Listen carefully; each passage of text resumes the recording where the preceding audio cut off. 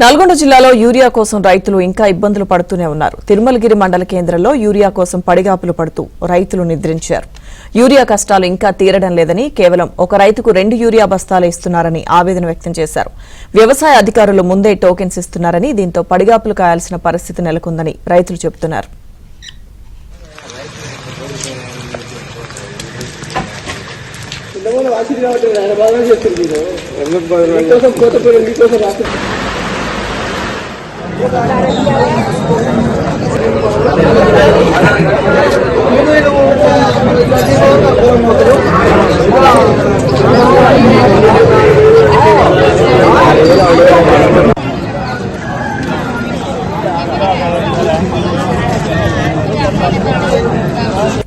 Urea కష్టాలు ఇంకా తీరడం లేదని, కేవలం ఒక రైతుకు 2 యూరియా బస్తాలు ఇస్తున్నారని ఆవేదన వ్యక్తం చేశారు.